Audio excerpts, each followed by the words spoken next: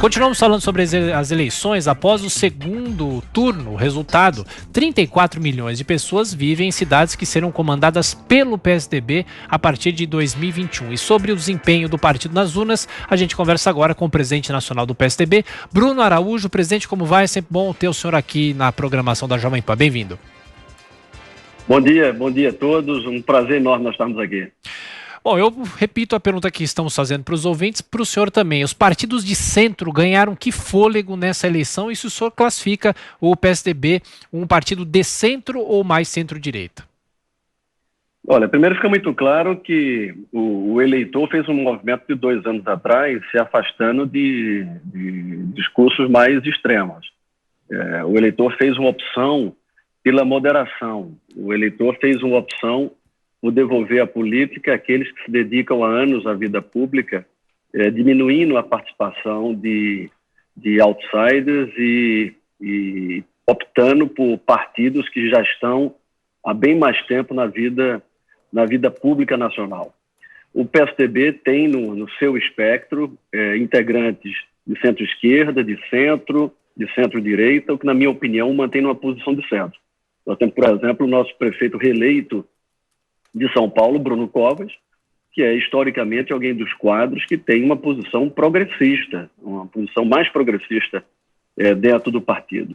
Então, eu acho que no espectro, tudo que eu conheço do partido, ele tem uma posição mais de centro, embora na economia é um partido extremamente liberal, um partido que tem coragem de tomar medidas, como foi feita a reforma administrativa no Estado de São Paulo, como a Prefeitura de São Paulo fez a reforma da Previdência antes do governo federal. E isso é uma atitude, do ponto de vista econômico, de um partido com uma posição bem liberal. Agora a pergunta de José Maria Trindade, de Brasília. Zé Maria. Pois eu costumo dizer, Bruno, que o político ele já pensa no dia seguinte, né? É natural que seja assim. Então, o calendário aqui já é 2022. O PSDB terá candidato à presidência da República e quem será esse candidato? Oi, Zé Maria, bom dia, um abraço a você aí em Brasília. Acho que o primeiro PSDB está colhendo, vivendo esse momento. 2018, 2 anos atrás, o PSDB tomou um tropeço nas eleições presidenciais. Foi a primeira eleição presidencial desde 94 que o PSDB ou não ganhava no primeiro turno ou não ia ao segundo turno. Muitos duvidaram da capacidade do PSDB de mostrar a sua regularidade com o eleitor brasileiro, e o PSDB continua confirmando a posição de quem governa a maior parte, o maior número de eleitores brasileiros na eleição municipal. Nós tivemos em 16 40% de êxito em cada candidatura que nós disputávamos, diminuímos o número. As pessoas perguntam por que 200 prefeitos a menos, são prefeitos de cidades de 0 a 10 mil habitantes, que nós estrategicamente diminuímos o número de candidaturas nesses municípios, dada a dificuldade da distribuição do fundo eleitoral, e a demanda pelo fundo era imensa. Mesmo assim, confirmamos a posição do partido mais votado entre os brasileiros na eleição desse ano, e nos caracterizamos como um partido dos grandes, importantes centros urbanos. 2022 está longe, passa por 2021. Acho que é momento, primeiro, de nós, com esse resultado, servir com um processo de autoestima, de mostrar a importância que o trabalho feito nesse período, e com a compreensão, com a mesma concordância que eu tenho com o Fernando Henrique, o presidente, as pessoas, o brasileiro vota em pessoas, o papel do PSDB é oferecer quadros de qualidade que se habilitam a isso. 2022 está longe, o PSDB sempre parte na sua DNA com a origem, com a possibilidade de ter diretamente um candidato presidencial, mas tanto eu disse lá atrás em entrevistas que nós não vamos trabalhar com prato feito, como o próprio governador João Dória, que é o quadro hoje, o principal quadro do partido, também tem dado demonstrações que nós temos clareza do processo de diálogo que precisa ser feito, sobretudo com os parceiros históricos, que inclusive tiveram importantes crescimentos. Nós comemoramos o crescimento do DEM, comandado por ACM Neto, que é um parceiro de décadas do PSDB e teve um desempenho fantástico que nos deixa muito contentes nesse campo do diálogo com partidos, como a própria aliança reproduzida com o MDB em São Paulo, dão a esperança de que num ambiente de serenidade, de maturidade, nós possamos apresentar uma alternativa ao eleitorado brasileiro. Mas tudo no seu momento. É momento agora de ainda analisar os resultados, ajudar nossos prefeitos a se prepararem para o início de administração. 2021 vai ser o ano de uma grande dificuldade fiscal, talvez a maior dificuldade da história de quem estiver à frente de uma prefeitura, e é momento a gente se concentrar nesse primeiro momento nisso. Perfeito. E agora, diante desse momento positivo do partido, presidente, como o senhor vê os planos, as propostas do partido daqui para frente? Acho que primeiro ter essa consciência de que, desde o processo de redemocratização, com exceção do ano de 2016, o PSDB teve uma participação muito firme, muito regular, junto ao eleitorado brasileiro. Obviamente, há de se registrar que a participação no estado de São Paulo é a maior vitória da política da história do PSDB no estado. O PSDB comanda praticamente metade do eleitorado, da população paulista. É um sinal de reconhecimento do estado da maior economia da América Latina, de uma capacidade de gestão, de alternativa de quadros de qualidades apresentadas pelo partido. Tivemos um crescimento em outras áreas, recuperação em outras, perdemos espaço em outras áreas importantes, mas é uma demonstração de que é um partido que está inteiro se preparando para esse próximo momento. É importante registrar que, além do resultado que nós tivemos, mesmo com uma perda numérica de prefeituras, mas mantendo de forma muito expressiva o número de eleitores, importante muito registrar, o que a imprensa ainda não se atentou, é que nós tivemos um imenso e hercúleo trabalho e fizemos 100%, cumprimos 100% das cotas de políticas públicas, da participação dos percentuais das mulheres pardas, mulheres negras, homens pardos, homens negros. Cumprimos 100% da terminação da legislação, tanto com os recursos do primeiro turno, tanto com os recursos do segundo turno. Foi uma gestão muito sensível, mas cumprimos integralmente o que determina a legislação. Além de um segundo ponto que é importante ser sempre lembrado e tratado, que com a aplicação do dinheiro público, recursos públicos da população brasileira para financiar a eleição, o PSDB teve o menor custo per capita entre todos os partidos registrados no Tribunal Superior Eleitoral.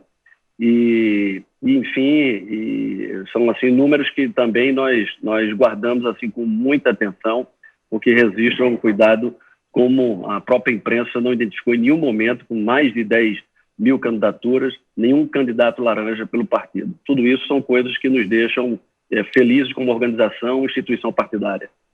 Agora a pergunta de Joel Pinheiro da Fonseca para o presidente nacional do PSDB, Bruno Araújo. Joel. Presidente, bom dia. Como o senhor mesmo levantou, o PSDB manteve a primazia aí no número de pessoas governadas por prefeitos, do PSDB, mas ele, sem sombra de dúvida, também perdeu com relação ao que valia desde 2016, não só no número de cidades, mas também no número de pessoas governadas, como também na receita orçamentária aí das cidades governadas pelo PSDB. A gente viu, o senhor levantou o crescimento do DEM, um parceiro histórico do PSDB, mas também o crescimento de legendas do chamado Centrão, PP, PSD, legendas que têm se marcado como muito próximas do governo federal, do presidente Jair Bolsonaro. Constituiu-se, portanto, no Brasil, uma direita de Bolsonaro, legendas do Centrão, que não inclui o PSDB. Como é que o PSDB, então, vai se colocar nessa nova polarização? O PT, claramente, de um lado perdendo força, mas um lado de esquerda muito claro, uma direita do qual o PSDB não faz parte. Como é que o PSDB se coloca, portanto? Joel, vamos fazer só uma análise em relação a 2016. Primeiro é bom lembrar que 2016 foi a maior vitória política da história de um partido, do PSDB, desde o processo de democratização. A vitória do PSDB em 2016 foi estupenda. Então, nós tomamos como base de comparação o melhor e mais relevante ano de desempenho de um partido. Em 2016, quando terminou a eleição, eu já dizia internamente dentro do partido: olha, não vamos contar que ninguém mais repete esses números. Por quê? Primeiro que nós vimos de 2014 uma população, grande parte do nosso eleitor, ainda com uma ressaca da eleição de 2014, carregando parte substancial dos votos em 2016, E esses municípios de menor participação, menor tamanho popular, que são municípios mais frágeis economicamente, financeiramente, dependem muito mais de Brasília, o PSDB naquele momento já estava dentro do governo federal, com o Ministério. Esses são municípios que tendem a procurar legendas que estão próximas dentro do governo. Você veja que nesses municípios de 0 a 10 mil habitantes, veja estatisticamente que houve um crescimento de partidos que estão aliados ao governo federal. São municípios mais vulneráveis e que procuram uma ligação, uma conexão maior com partidos que possam ter acesso a recursos de Brasília. Então, a perda do PSDB, ela está nesse campo, nessa estratificação, não por perda nas eleições, não por perda do processo eleitoral, mas por não ter candidaturas nesses municípios. Então, comparado a isso, levando em consideração que em 2016 nós tivemos a maior vitória política da história, levando em consideração que em 2016 os municípios menores procuraram também o PSDB como uma alternativa, porque estava dentro do governo federal, e levando em consideração que em 2017, 2018 e 2019, o partido teve uma grande exposição com notícias que lhe afetavam do ponto de vista conceitual, 2020 confirmou o PSDB ainda como o maior partido que mais governa número de brasileiros. Então, humildemente, eu atribuo isso como tendo sido um importante desempenho da legenda, e qualquer que seja a leitura, há o dado mais objetivo, o dado mais relevante. Na democracia, se mede o tamanho da força política pelo número de eleitores. E o PSDB governa a maior parte, em relação aos demais partidos, o número de eleitores brasileiros. Presidente, só para a gente fechar rapidamente, como é que o senhor imagina que deva ser feita a composição de forças da centro-direita em 2022? Porque se cada partido for para um lado, já que o objetivo dessa composição é derrotar o bolsonarismo, de que forma que isso vai ser feito? Eu acho que num espectro ainda maior. Eu acho que necessariamente nós não temos que fazer a composição do campo do centro, ou é da centro-esquerda, ou é da centro-direita.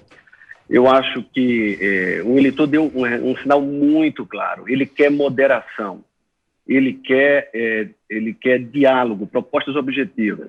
Veja, a opção em São Paulo do segundo turno talvez seja o resumo, o extrato do que houve nessa eleição.